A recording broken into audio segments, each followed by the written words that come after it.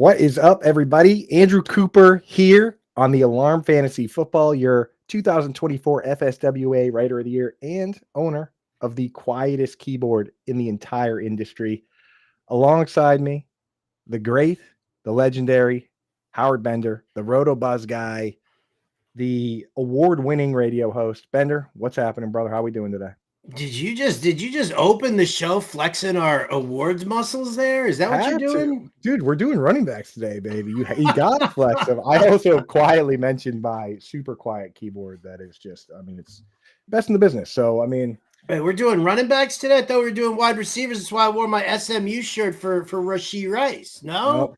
shut it down, dude. We're Shoot. going running backs today.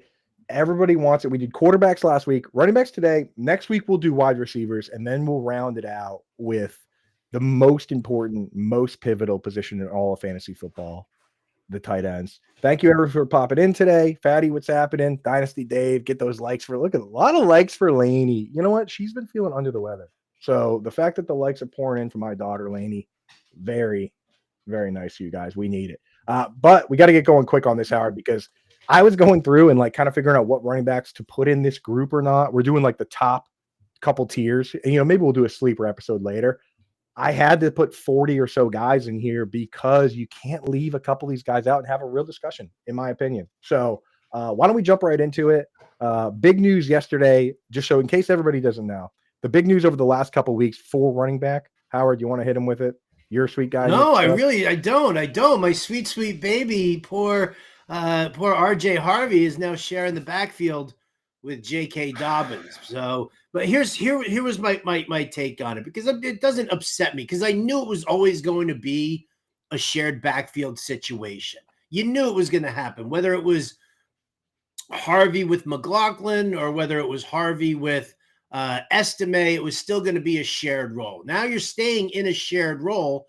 And while I thought RJ Harvey had a better chance to just beat out those other two chuckleheads for touches, you've got J.K. Dobbins' injury history, which could just default this, this backfield into the hands of RJ Harvey. So I don't know which one's going to be Kamara and which one's going to be Ingram. They both kind of have similar skill sets. I do feel like Harvey can pound it between the tackles a little bit better than J.K. Dobbins. I think Dobbins does better with some of the outside zone runs, but I think both can succeed here. The question is, Coop, where do we rank them?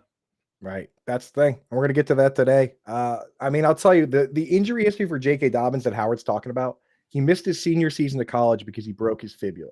He fairly quickly in the NFL ended up tearing his ACL, an injury that also tore his hamstring. He also missed an entire season with a torn Achilles, and then last year, once again, missed 4 games with a sprained MCL. So this guy, he just cannot stay away. He's had ankle injuries, minor ankle injuries. It's like one of the most risky assets, but we got to factor him in. In case you missed the previous news, Nick Chubb also signed with the Texans. So we're going to have to deal with that with Joe Mixon as well. And Chubb, Damian Pierce is under the floorboards for anyone wondering his status. So he's dead. It was so funny. I was like, it's because, I love Nick Chubb. I don't love the landing spot in that sense that, he's going to share the workload with Mixon, and Mixon will still be the primary, but I kind of feel like this is going to be like Nick Chubb doing just enough to kill the value of Joe Mixon, and yet not quite enough to be like you're locked in like RB2. Right. Nightmare, really. And the thing is, when you're an NFL team, that's a great setup. It's a great setup, but it's just not great for fantasy. So we're going to have to deal with it. Here's how we're going to sort it out today, ladies and gentlemen. Let's get this here like that. Let's get rid of whatever this thing is at the bottom. And then we're looking good. Okay, so here's what we're going to do. You don't want to put us on the side? What happens if we got more guys that we're scared for? We got to go because it gets too small when we're on the side. No, it's too small. Too small. Too small. This is how we got to do it. Here's what we're doing. Okay, the tiers are super duper stars. Okay, that's your first round pick type players. They might be giants. That's going to be the next group. And I think that those first 2 tiers are going to be our RB1s, probably top 10 or 12. Then you got your RB1 overall dark horses, guys going in the RB2 range that we think could finish as the number 1 RB. You get the robust RB2s, guys that we're very confident are going to be in our lineup most weeks. The RB2 hopefuls, which are guys we're looking at and we're saying, you know what, I'd be very happy with where these guys are going if this guy ended up being an RB2. And then the final tier here, I'm scared. For whatever reason, whether it's a starter you don't like, whether it's a backup that might not get a job, we're going to put him in there. I took Howard and I's rankings, which are now available in the Fantasy Alarm draft guide. Go ahead and hit that QR code up top if you have not gotten a copy of that. It's going to be living all year long. Oh, look, I just covered your face with a QR code. You know what? I'm a company man. You got to click my face right now to get your copy of the Fantasy Alarm Draft Guide. It's got so much content. We can't list it all right now. But one thing that you can be sure is in there is a copy of both Howard and I's rankings. In fact, I have a whole 2 different sets of rankings in there, the dynamic tier and the regular. But I took our top like 60 running backs, I averaged them out, and then took the top 40 from that and put them in here. So you know that these are the guys in general we're feeling best about. So without further ado, let's jump into it. And we're operating in alphabetical order. Well, let's make it a little easy here. I don't necessarily think that we need to go to alphabetical order. I think we can put Bijan and Saquon Barkley just automatically into the super duper stars. They're your top 2 backs, and I don't necessarily think that you or I need to be doing any kind of analysis to tell people where they're ranked or where they belong. But I like doing the alphabetical. Oh, I also have to scroll to get Bijan. Okay, we're gonna do that for these 2 players, and then we're never doing it again. Okay, look at this is there we go. Now, I put Bijan first? Do you? I do as well. You can check my rankings. My rankings as well. I did check yours. Both of us have Bijan Robinson first. Saquon Barkley, absolutely a great pick. The problem you run into though at the top where we're splitting hairs is that when you make that decision, you don't get the other one. You got to pick one or the other at that level. Because you're basically picking them 2, 3 overall. 1 if you want to pick them over Jamar Chase, and you don't end up with the other guy there. I do worry a little bit about Barkley in a couple senses. 1, he didn't really get a ton of pass work. I know that he was chasing 2,000-yard rushing, but they didn't throw to him as much as typical. Wait, why, Coop? Why would he have seen only 53 targets last year, a career low, with the exception of the 1 year that he only played 2 games? Why, because he was chasing a 2,000-yard rushing record, and they didn't want, and throwing passes to the running back don't count toward the record. As simple as that. Who's his offensive coordinator? It has nothing to do with Kellen Moore. It has nothing to do with Kellen Moore. Maybe a little bit. Bit. But we'll get to that. We'll get to that when we talk. Because Kellen Moore is no longer the coordinator there. He's now the coach over with the New Orleans Saints. We'll talk about that. Don't worry about that. But I will say this, obviously, because you are dealing with a different offensive coordinator. So I do think that there is the possibility. Good morning, Angie. I think there is a possibility of him seeing more passing work. I also think that, this defense is going to get so much younger, right? Or it has gotten so much younger that you're going to end up with a situation where maybe the defense isn't really locking them down all that much. And maybe there are more passing plays. Maybe there is more work there for Saquon Barkley. So I still have Bijan ranked ahead of him. But, just because last year was a bust because Kellen Moore doesn't like throwing to the running backs doesn't necessarily mean that he's not going to catch passes again this year. Right. You shouldn't be upset if someone takes Bijan and you get Barkley. Simple as that. But yeah, I mean, if they do they did attempt the fewest passes of any team last year, which obviously good situation for the running back. I also have an interesting stat for you, Howard, that applies to 2 of these backs. I'll even save the other one as a bit of a foreshadow, a bit of a teaser. But they were 2 running backs, Howard. And we always say running is the luxury of the winning team. We do. There were 2 running backs where when I was doing my RB questionnaire that got the biggest share of points of any running backs in the 4th quarter when their team was up by 2 scores. Saquon Barkley got 40 fantasy points in the 4th quarter alone when he was up by 2 scores, almost 300 yards, multiple touchdowns, and he averaged 7.5 yards per carry on those touches. Like he was just when the game was like when they had the lead, they just gave this guy the ball over and over and over until the game was over. So guys like that, some teams will put in the backups. Some teams will leave their star in there. That's a beautiful thing for Barkley because sometimes those points go to some scrub. Barkley got all of them. Awesome. All right, back to alphabetical order and back to reason here. Devon Achane, Howard Bender, super duper star. They might be giants. I mean, I don't consider Devon Achane a superstar. I think he is very pass catching dependent. He is very dependent on the health of Tua. And I just, they got rid of what's his face? They got rid of Raheem Mostert, but you do have somebody younger there in Jalen Wright, who I think definitely has some capabilities. So he's definitely not a super duper star. They might be giants. Yeah, I would be okay with that. He's not a dark horse. You're not sitting there at that kind of ADP and being a dark horse, but they might be giants because if Tua does stay healthy and Achane stays healthy, right, then they can have a highly productive kind of a performance there. Fully agree. Now, Jalen Wright, the most the most Mike McDaniel quote ever. He said, I asked Devon Achane to non-verbally communicate to me his hunger for more touches at OTAs. Basically, he just asked him to play better. And right, and the most Mike McDaniel way of saying, you want more touches without telling me you want more touches. By just playing better, exactly. So and Jalen Wright apparently responded to that, which is a good thing. But to your pass catching point on Achane and why I have him much higher in PPR, he ran 178 routes from a wide receiver spot. Howard, I went back to find the last time a running back did that, 2016 David Johnson. So this guy is playing like meaningful wide receiver snaps. That's why he has to, for me, go in that he has to be in the RB1 range, kind of no matter how you rank it. Okay. But losing Tron Armstead does kind of stink. So that's a tough one. Next one here, alphabetical, Trey Benson. He's hopeful. Are you? I mean, he's a handcuff. He's a handcuff to James Conner. Yeah. So, I'll put him in I am scared simply because I love Trey Benson. I have him actually very high in my rankings, and he is a guy that says he's going to get the ball more, but I'm just scared that he's not even going to be a handcuff plus if James Conner gets too much work. That's what scares me because we want standalone value. We do. Yeah. Jaden Blue.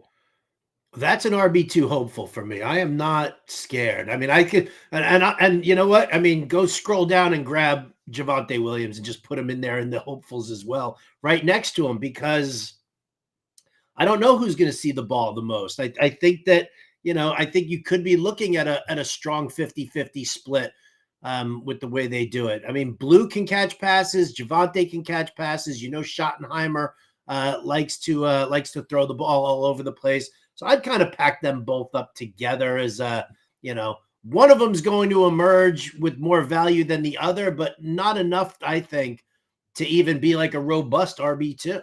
Yeah. I mean, we're through 6 players now, chat, and notice that Howard's broken the rules twice when I've asked him not to. So you're on double secret. What is this obsession with alphabetical order? The rules are the rules. All right. Well, if the rules are the rules, then the person who comes first in the alphabet based off of last name gets to make the rules.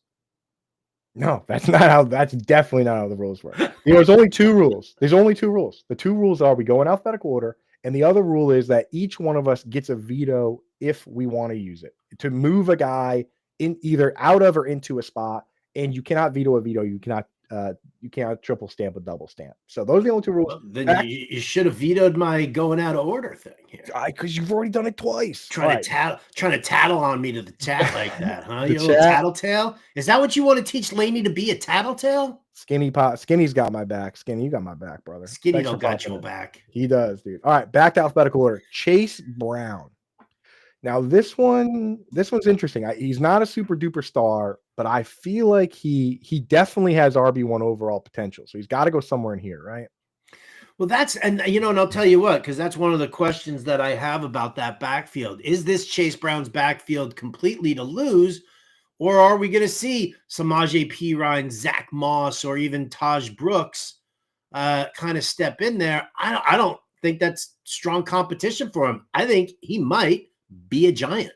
He might be a giant. He absolutely might be. And I'll tell you this, the interesting thing when I was going through and looking at for the RB questionnaire, I look at like all the situations. The Bengals ran a lot of snaps where they just didn't use a running. Like if it was 3rd and long, a lot of times they just didn't use a running back at all. They just put Drew Sample on the line and used all wide receivers. So it's like he did it what he did last year. Despite that, like Samaje Perine could pick up a couple pass snaps, but it's not super meaningful. So, and Chase Brown, just by being Joe Burrow's running back, could score 20 touchdowns. So he has to go that high. He has to. Absolutely, yeah. Chat Alphabetical, I like it. alphabetical, dude. That's right. Everybody in the chat wants you to behave. So you've been warned. I don't think they care. Interesting one. Yeah, they don't care. They definitely don't. All Interesting right, one here. Let's go alphabetically and talk about Zach Charbonnet before we even talk about Kenneth Walker III. But okay, sure. That's the way it works. I'm telling you, it makes it so much easier to scroll through, and I don't have to scroll up and down. It's trust me, it's a whole system. You know what you should have done, Coop? You should have, before the show started, you should have put all those guys in order of ADP. No, because then we just start at the top and work our way down. That's not as fun. It's more fun to place them within. It's more fun to go like this way is a little more fun. Because if we were just going to do them in order, like, yeah, these guys are on the top, blah, blah, blah. No, this is the way. And I will say this, chat, I'm not sure if you noticed, last week I used somebody else's tier maker that had the quarterbacks and there were no names and the pictures were kind of blurry. Like there was a little bit of a mix up between Cam Ward and Malik Willis. I created this one myself. I put the names on there. I put the smiling faces on there. And if you guys want to use it, I have a copy of it, and message me on the Discord and I can send it to you and you can create your own tiers. It's the Fantasy Alarm running back tier maker. Okay. Howard, you're not part of the chat. You're part of the show. Zach Charbonnet, RB2 hopeful. Well, I am scared. He's got to go at this level somewhere. I mean, listen, he's probably in the I am scared because he's a backup. He's a handcuff. I would put him ahead of Trey Benson for sure. Yeah, that's where I got him too. You know, but yeah, I mean, listen, if Kenneth Walker goes down, Sharby Sharbs, I mean, come on. We are at the Calcaterra wine mixer ordering up another bottle of Sharby Sharbs for the table. Yeah, he was, I mean, pretty much every time he started, he was scoring 2 touchdowns. It wasn't like a ton of games, but he looked really good. Next one here, James Conner. Feel like kind of a poster child for robust RB, but could end up here. But I think he just has to be robust. No, I think he's robust RB as opposed to an RB2 hopeful. I mean, yeah. He gets all the snaps. He gets all the touches. And, you know, we said this last year that we thought Trey Benson would kind of eat into his workload. Yes. And, you know, he has gotten hurt literally every year of his career. Every year of his career, he's missed a game. Last year, it ended up being championship week. He made it until then, but he did miss a game. Like, he gets hurt every year. It's just the way he plays the game. So, so there you go. Going by teams would have been better, in my opinion, but not. Yada, you're right. I love you, Yada. I love you. Your show. We're going alphabetical order. I love you. Going by team is kind of interesting. Maybe we'll do that next time. All right. Next one here, James Cook. This is interesting because, Howard, I will say this. Not only is he holding out, but he did show up at OTAs, but he wants a new contract. But he actually didn't get the carries when they were up by 2 scores. Ray Davis got most of those. And also quietly, Ty Johnson got more carries and targets in the 2-minute drill and on a lot of pass plays. So, you know, I don't necessarily love James Cook. He scored a lot of touchdowns, but, you know, Josh Allen took a bunch of those too. I don't know how much I love James. I mean, Cook had 16 regular season touchdowns. Josh Allen had 12 regular season touchdowns. So obviously, once you get inside the 5-yard line, it's a big deal for Joe Brady to just kind of run the football, which is why I think you can leave him in the dark horses kind of category there, because if that touchdown count does stay up, I mean, if he signs his contract and the touchdown count stays up, I think we're okay there. I also think that he's going to be incorporated into the passing attack a little bit more, considering just how soft that receiving core is behind Khalil Shakir and Keon Coleman. So yeah, I don't mind putting him in there as a dark horse and hope. Anybody that scored 18 touchdowns last year has to be. They have to be higher than that. The robust tier. You're right. That's a spot. That's the right spot. Travis Etienne here, scared, right? I mean, I'm scared too. I'm very scared. But I think he has the clearest path to the starting job of any of these guys. So put him first, right? Yeah, I mean, I guess the question is do you put him in the I am scared or do you put him in the RB2 hopefuls? Because I do think it's his backfield to lose, but again, they brought in Tootin and he's Liam Cohen's first running back draft pick. So, yeah, all Yeah. right, we can leave him in the I am scared. I actually quietly, and I have an article coming out today. I actually quietly think that there's also a chance that Tank Bigsby ends up being the starting running back for this team, whether they rotate or whatever. But I mean, he was the most efficient runner last year, and that's how Bucky Irvin got the job with Liam Cohen. So I wouldn't rule that out either. That's why I'm so scared with ETN. And we reserve the right to move guys up and down during this show if we want. So, like, if we have too many good running backs, we can move Javante and Blue down to I'm scared. You know what I mean? Like, we can go as we go. Here's a superstar here, in my opinion. You agree? Jahmyr Gibbs? Oh, yeah. Yeah. He's just too. He's on the too cover of the Fancy Alarm draft guide. No, let's put him in the I am scared ring. Okay, everybody. If you want to get your copy of the Fantasy Alarm Draft Guide, hit that QR code up top of the screen, or Howard can put the big QR code over my face very briefly. Dude, I do like putting the QR code over your award-winning face. Oh, look, there's Jahmyr Gibbs right there, right on the cover of the Fantasy Alarm Draft Guide. This guy is incredible. He's an RB1 regardless. He could be the RB1. He was the RB1 last year overall when David Montgomery got hurt. So just so safe with so much upside. I'm going to put him after Barkley and Bijan, though, because David Montgomery is there. Simple, easy. Easy peasy. Breece Hall, very good player. Justin Fields is going to dictate a lot of what happens here, but I mean, he's obviously too good. He's not a robust RB2. He's better than that. So where are we putting him? I put him in the they might be Giants. I agree. This guy, no matter who the quarterback's been, has averaged like 94 yards per game from scrimmage in his career, which is like, there's only 4 guys that average over 100. The guy, he's just awesome. So, right. I think I would put him ahead of Brown and Achane for the simple fact that, one of the things that Achane hasn't worked with in the NFL that he will, you always have to drag the top guy over one to the other side, Coop. It never works the other way. There you go. Nope. I don't know if I want to move. I think I would still take Achane. I do worry. You want Achane over Hall? I just worry about the Justin Fields effect on the ability to, not just the ability to win games, but also, he could be taking some of those carries himself. He might not dump it down as much. But I think he will. I'm not worried about whether or not he dumps it down. What I do want to see is I want to see how Tanner Engstrand, moves the RPO into this because, Engstrand was working with Jared Goff as a pure pocket passer, no mobility whatsoever. And now what you're looking at is the ability to run some RPOs, here with New York. And I'll tell you what, Justin Fields is a huge, huge threat on the ground, but it's an even bigger threat to have Breece Hall running behind you that you can just pitch him the football. I think that opens up the rushing lanes a little bit wider there. That's my take on what they can do with him. I get what you're saying there about the possibility of poaching some touchdown work. So if you want to put Achane ahead of Hall, that you can. I don't necessarily know if I would, but we can agree to disagree. Here's what I'm going to do to make it simple. Because if I was on the clock, I would take Achane. Because I can potentially also get Hall in the next round. I like both in the next players. round, yeah. Yeah. So here's what I'm going to do. I'm going to use my veto.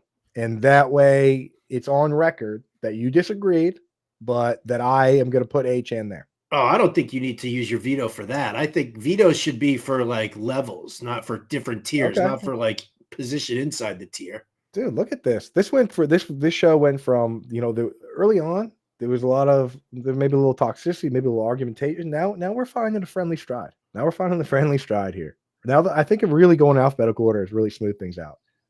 So let's put H in there. Dude, take that down. I don't know what. What did I do? Oh, I must have just hit the wrong button. I'm sorry, my bad. I don't want to put you on time. I can put you on timeout right now. But I don't want to get like a red flag on your YouTube channel. All right, let's go to Amarian Hampton.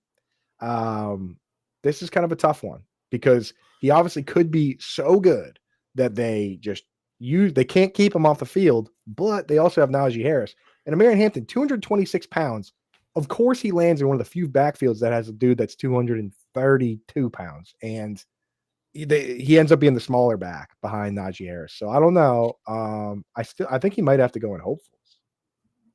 Really? You don't feel like he could be an RB1 dark horse if he takes over that job and kind of pushes Najee back a little bit? I just don't know if he. So that's the thing, is I worry that I don't know if he. I mean, he could, but are they really just going to go to Najee Harris and be like, "You're just not playing"? I feel No, no, like no, no, no. I mean, listen, I think initially, I think it's definitely a backfield split. Then it just basically comes down to, because they're both gonna get work. I guess, I mean, if you want to consider him, an RB2 hopeful in the sense that you're hoping he's going to take over this job full time, then I'm okay with that. I think where you draft him, you would be very happy with him being an RB2. That's kind of how I'm thinking about the RB2 hopefuls. Why don't we put him in robust RB2 now, and we can move him if we need to. Okay. So here's the thing about alphabetical order. The very next player is Najee Harris, Which I would probably put in the I am scared range, only because I am scared that Omarion Hampton is that good that he pushes Najee by the second half of the season. Maybe Najee is only seeing like super limited packages. Maybe he goes from like a 50% snap share to a 30% snap share. I don't know. It's possible. Yeah, I see.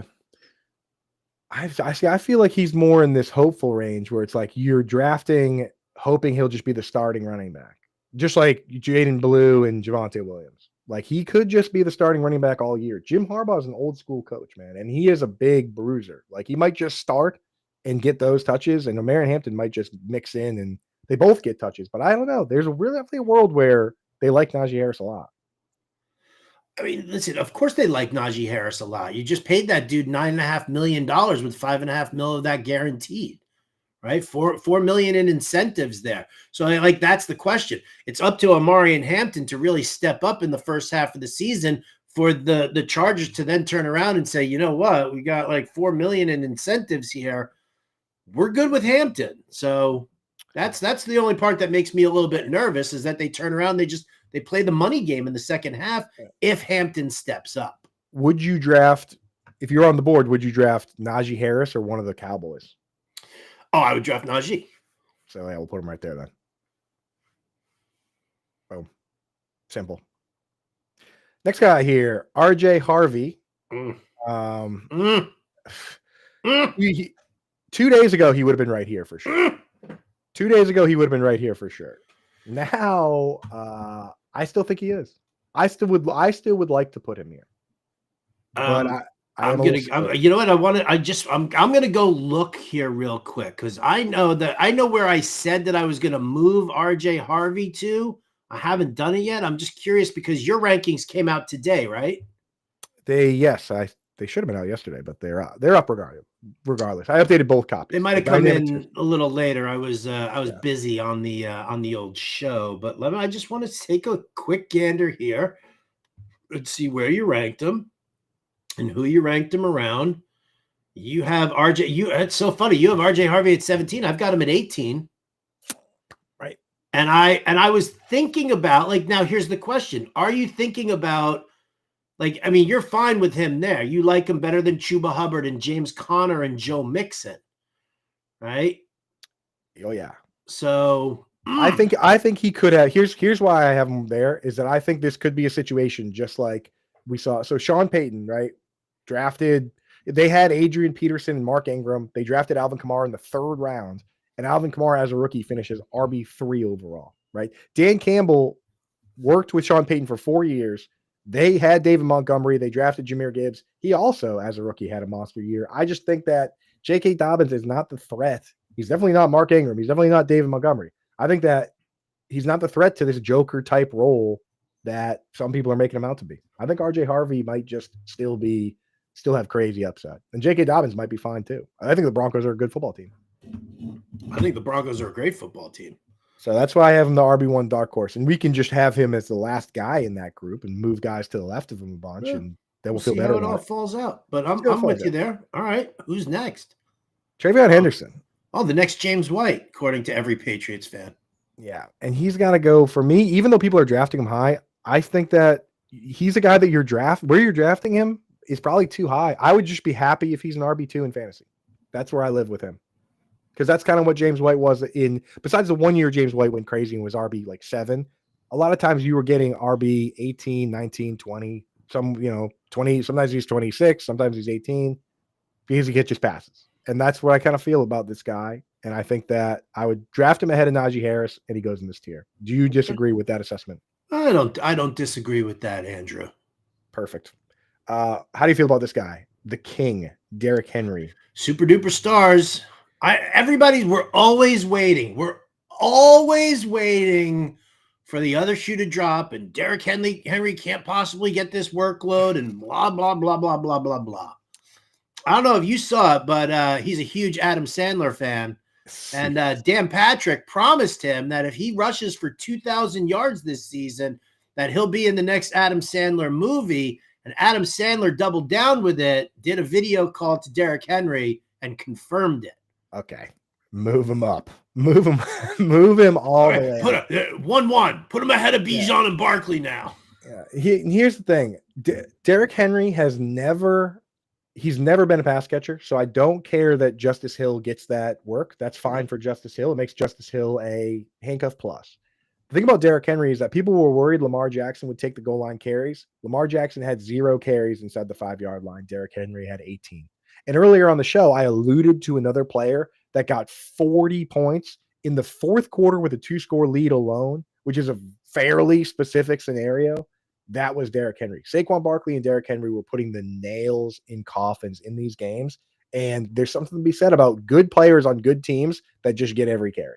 And it makes sense. If you're trying to limit, Lamar's going to take off, right? He's going to run constantly when he's on the field. But if you're sitting there and you're inside the 5-yard line, do you want to put Lamar at risk, or do you just want to bull rush it with Derrick Henry? That's what makes sense. It's like when they banned the tush push and the Eagles still have Barkley. Are they going to really worry about what Jalen Hurts is doing running the football in? No, you're gonna fall back onto Barkley. Right. And well, here's the thing. That's the one team that gets that and does that. Josh Allen split the carries inside the 5 with James Cook. Jaden Daniels split it evenly with Brian Thomas Jr., literally down the middle. And Jalen Hurts got more than Saquon Barkley. So that's the one situation there where Henry truly is getting them. So got to take it. Got to take it when it's there, and the guy rules. So Chuba Hubbard, starting running back for the Panthers. I saw somebody the other day grab Jonathan Brooks in the last round of a best ball draft. Just know that he's been put on the physically unable to perform list already. Yeah. He is literally out for the season and cannot play no matter what. So there's just only dynasty. It's not worth last round pick. He literally cannot play. So it's Chuba Hubbard and Rico Dowdle. Those are the guys. Yeah.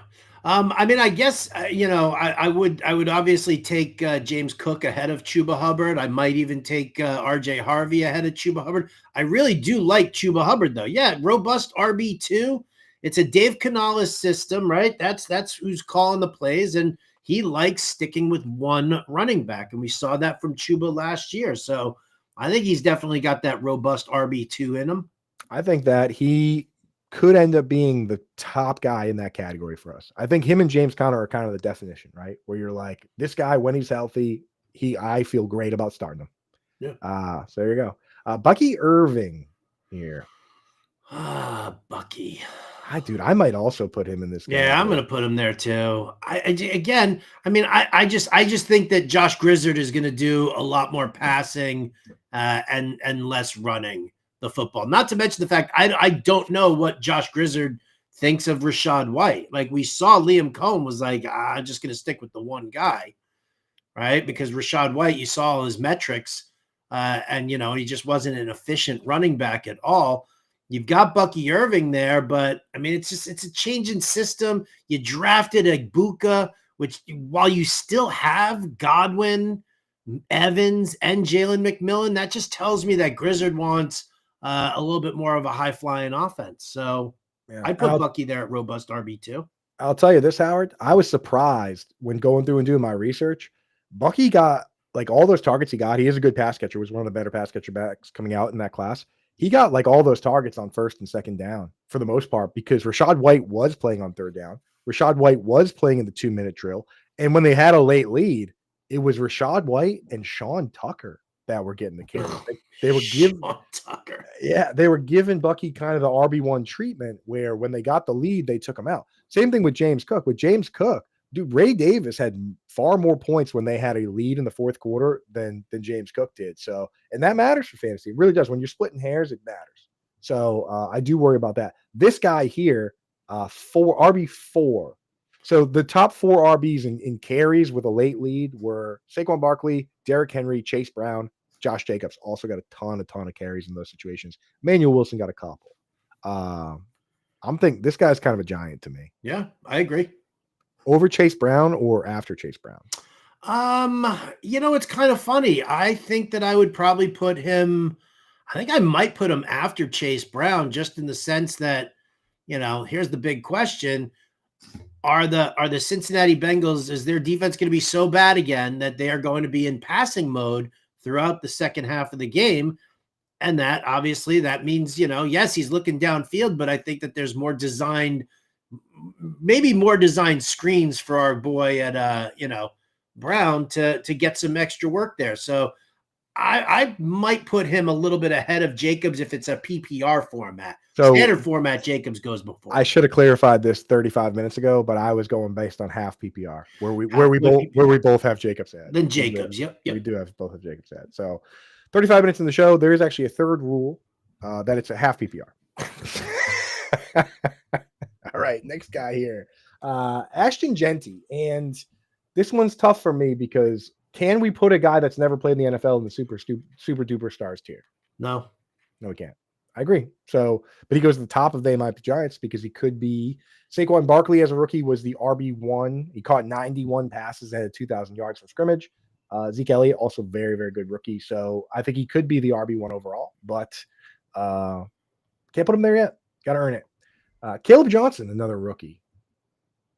I see you trying to get him into that robust RB2. I'm floating. I almost want to throw him into dark horse for RB1 overall. I think he's better than Jaylen Warren, and I think that he fits what Arthur Smith wants to do a lot more. I think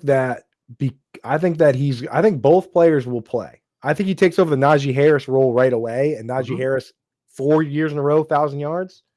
I think he's definitely a robust RB2. But I feel like we got to go Hampton ahead of him or do we?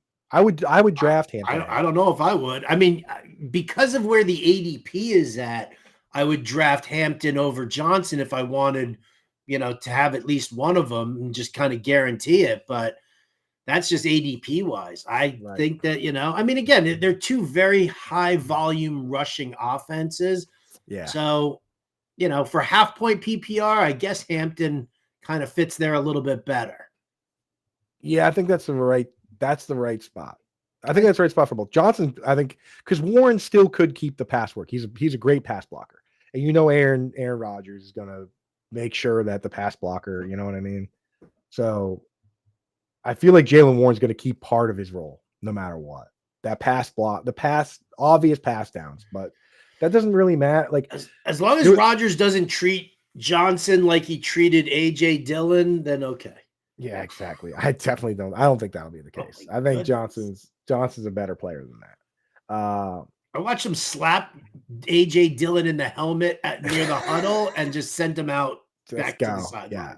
Yeah. So that's what scares me. Jaylen Warren Jaylen Warren might be the best pass blocking back in the league. You know what I mean? Like he's getting penalties because he's hitting these guys too hard. So it's like I feel like he's going to hold on to that part of the role. But there's a great study done by Nathan Yankee over at Pro Football Focus that kind of turned everything we thought on our heads about, like, everyone's like, oh, I want the back that's catching passes. Basically what he showed is that, like, the starting running back in virtually all cases offers more consistency from week to week. If you're looking for high risk upside, go for pass catching backs that you think can take over the entire job. But if you don't think they're going to go beyond the third down role, you actually don't want those players. You want the starter. So Caleb Johnson definitely for me ahead of Jaylen Warren for sure. But I don't know if he's going to be a full-time every down back like Bijan Robinson is playing. Bijan Robinson played 75% of the snaps. Jonathan Taylor played 80% of the snaps last year, you know. It's okay. Aaron Jones. He's a really tough player to place, I think. Maybe the toughest player yet. Yeah, I mean, I guess I'd put him at the tail end of the robust RB2. I'm fine with that because he's more than just an RB2 hopeful because he's got the job. How much they spell him with Jordan Mason is going to be intriguing. He's also got the injury history. So he's like a slight tick above the RB2 hopefuls. I don't consider him a robust RB2, but for the sake of where we're ranking guys, I'm fine putting him at the tail end of the robust tier. Yep. I think that's right. I think that's exactly right. Quinshon Judkins could be the Caleb Johnson, but for the Browns, whose quarterback is set to be nobody knows. I'm thinking here he can't be passed here, I don't think. No, I don't think he can be past there either. And I'm fine putting him ahead of Henderson because I do think that Henderson will still see Ramondre Stevenson on the field a bunch. Judkins could push both Dylan Sampson and Jerome Ford, right? I was like, what chucklehead am I missing? Yeah. And Dylan Sampson could push Jerome Ford. That's Jerome Ford took less money to stay. That's what's keeping him around. That's all. And with Henderson, yeah, I do worry because people forget that Ramondre Stevenson, that's a big fella. He's like 245 pounds. So for goal line work, Travion Henderson would need to be so special for them to be like, we're going to send this guy down and not this guy. If there's a pass interference in the end zone, you send Ramondre down, right? So as much as I love the idea of Henderson catching a bunch of balls and the Patriots maybe being better, to be the Alvin Kamara, to be David Montgomery and Jahmyr Gibbs, you got to be the Lions. And the Patriots are not the Lions. Patriots are hoping to be like the Steelers. 8 wins, 7-8 wins would be nice. So you can't put them there. This guy here, divisive between you and I, Alvin Kamara. I think this guy could still be RB1 overall potentially. I do too. I would slot him right behind Cook. Between Cook and Harvey is where I would do it. Yeah, I have the pass catching concerns given Kellen Moore's history, but I'm not gonna knock him down to an RB2. I think I'd much rather have him over Irving or Chuba or even James Conner. So yeah. Now you and I, so your rankings again, you said you were going to do an update coming up at some point. You and I, again, you've done more research recently. You and I, in the most recent iteration of our rankings, both have Kamara and Cook back to back, but we both had Kamara ahead. Are you moving Cook ahead, you think, or are you cool with Kamara ahead of Cook? I mean, that's a tough one. I mean, I think as it stands right, I might move Cook slightly ahead of him, right? It's half PPR. It's half in half PPR. In half point PPR, I might move Cook ahead of Kamara just because, of the potential touchdown count, right? That's fair. But, I'm on board. I think they're right there. They're right there. I have them right there as well. Jordan Mason here, which this is a name. Again, I'm writing an article on this, but I'll give you another little spoiler.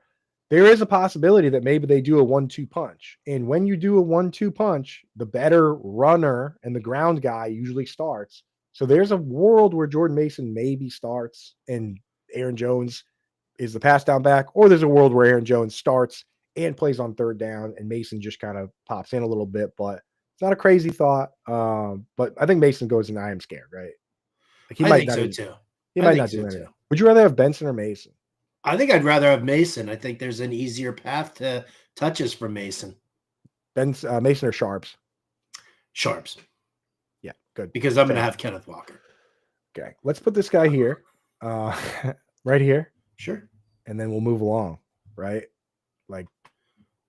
Not much needs to be said. He could be the best player in the league. He could have this double Achilles explosion, but he has to go. Keep on keeping on. There. Joe Mixon.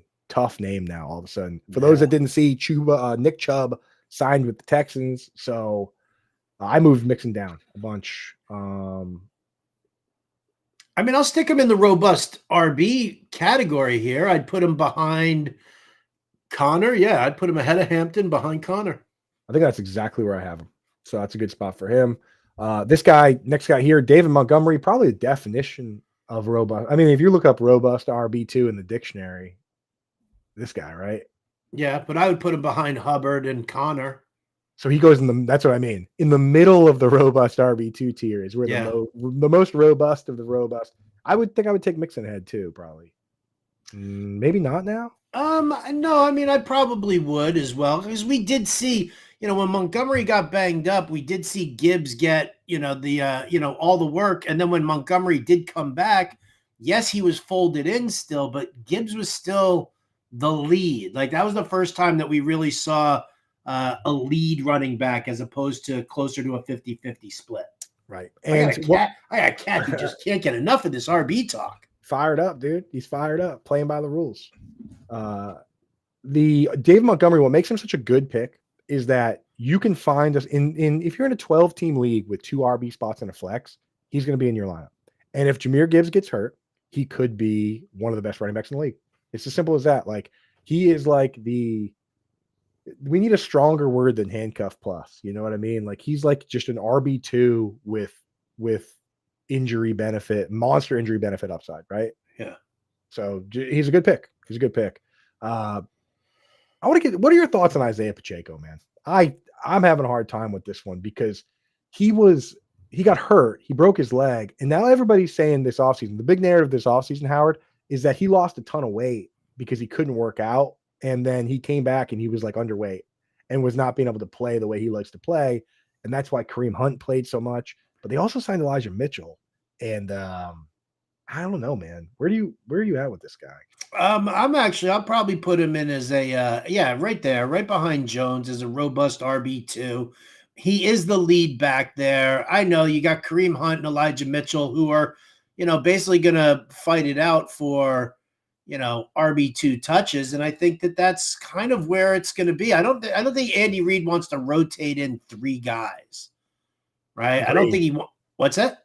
Agreed. No, I agree on that. So I think Pacheco. I think this is Pacheco's lead job, and then you're going to get guys like Hunt and/or Mitchell as the complement. So yeah, I don't love him. He's definitely not a major target for me, but I'm also not going to just kind of rule him out.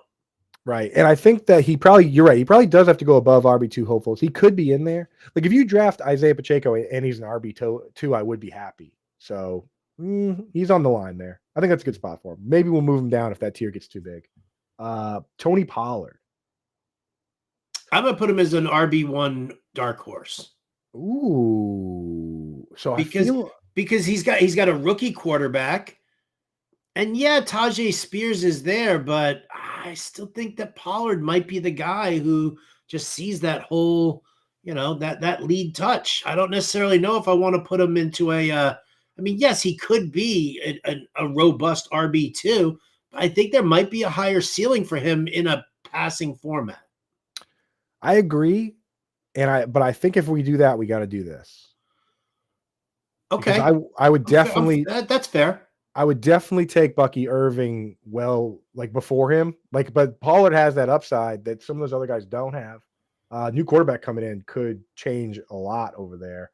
But I think with the Buccaneers, they have big aspirations of winning it all, So I think all, just because of the offense, I think that balances the chart out a little bit doing it like that. Okay. Brian Robinson Jr. This player, every time I watch him, he's so good, but they're just not giving him the ball the way I want them to, I feel. I think that's the perfect spot for him right there. Yeah. Right? RB2, right? They're Eckler's already said that he's not a between the tackles guy, and he's a pass catcher. And Jaden Daniels doesn't need a pass catcher running back. He needs a guy who's going to be able to take it between the tackles for him. So yeah, I'm good there. Yeah. Austin Eckler, I love him because he tells us exactly how he's feeling. He said, I'm going to go play with my old coach, Anthony Lynn, who's the running back coach for Washington, and he'll use me in a running back committee like he did with Melvin Gordon, and then I won't get hurt and I'll get paid. I'm like, okay, thank you, Austin. What can you tell us anything else? Right? How many carries is Deebo Samuel going to get? Austin Eckler rule. He's my favorite fantasy football running back because he just goes on. He'll play like Rock Band or something, playing video games, and he'll be like, oh yeah, I'm not playing this week. Austin Eckler's awesome. Ramondre Stevenson, another player who's awesome, but cannot be put any higher than RB. He actually might have to go on Iron Skate. Because he could get phased out by Trevion Henderson. Absolutely. Yes. Yeah. So, and again, if we sat back, like if the books were saying the Patriots were going to win like 11 and a half games, like they did back in the LeGarrette Blount days, then the lead back of a split backfield is good. David Montgomery for the Lions is good because it's Jared Goff and they're a really good team. Being the early down back on a not that great team for a mobile quarterback is bad. It's why we don't love Brian Robinson, and the Commanders are a better team than the Patriots. So it's just not a good. Even if he gets the role we're hoping he gets, it might not be that good. DeAndre Swift, man. I'm gonna put him into the RB1 dark horses because, I mean, listen, we know what Ben Johnson likes to do with his running backs. We know that he knows DeAndre Swift's skill set. Roshan Johnson, Kevin Monangai, they just, neither one of them moves the needle enough for me to not think that, at least for this first season, DeAndre Swift is going to get the bulk of that work. We were scared they were going to sign Chubb. They didn't. We were scared they were going to sign Dobbins. They didn't. There's nobody else out there, man. There's nobody else out there. Yeah. And again, I will speak to Howard's level-headedness, because this is a player historically that you don't like, right? Like you didn't like the player before. I don't like didn't like his attitude, didn't like it. But last year for the first 3 games, he came out and he was terrible. Straight up was terrible. But then he came around a little bit towards the end of last year, and if he's going to be the guy for Ben Johnson, he's going to be the guy. So kudos to you, Howard, because so many people plant their flags so deep that they can't turn around. And the worst is I'll see casual fans that don't watch the shows and don't read the articles. They'll be like, oh, he's a flip-flopper. If anyone's been following Howard Bender and his takes on this player, he's been incredibly consistent. If they did sign Nick Chubb, we would both be out. But because they didn't sign Nick Chubb, he'd be down in the RB2 hopefuls. Right. And I do think that I will mention this. We should do later on this summer, do a sleeper tier 2. I think that late in drafts, I don't mind taking Roshan Johnson either, just in case they do split the backfield, because he's also the other guy, so it is what it is. Taylor, where do you want him? Super duper stars, or they might be Giants? Nah, they might be Giants. Right after yeah, right there's perfect. Simple. Right there's perfect. RB1 overall dark horses like Tyrone Tracy. Yeah, I feel like right there in the hopefuls, because you've got Cam Scatabo there, and it could just be a shared thunder and lightning sort of a situation where Scatabo takes the short yardage stuff, which definitely has an adverse effect on pass catch and running back getting touchdowns. Yep. Would you take, if you were on the clock right now, half PPR, Tyrone Tracy or Najee Harris? I'd probably take Najee, actually, just for the scheme. I think I actually have it ranked that way too. As much as I do, I am I am higher than most on Tracy, but I think you just got to take the guy that is probably going to start, Kenneth Walker. This is a player we both really like. They might be Giants. Just tuck him right in there behind Chase Brown. Right. Yep. Yeah. I listen, again, it's the Kubiak Dennison zone blocking scheme. It's head coach Mike McDonald wanting a more conservative offense than they ran last year. All signs point towards Kenneth Walker. And if you're ever wondering why you would say Kenneth Walker and handcuff him there, just go back and look at the history of Kubiak and Dennison. This goes back to Gary Kubiak, the dad of Clint Kubiak, who he and Rick Dennison did the Broncos turned Mike Anderson, Orlandis Gary, Reuben Drones into 1,000-yard rushers. Reuben Drones, let's go. Right? Reuben Drones reference. They helped boost the value of Dalvin Cook when they were together in Minnesota. We saw that. Arian Foster and Steve Slayton in Houston, they were the driving forces behind those guys in their peak years. So Kenneth Walker, baby, let's go. Locked in. Love it.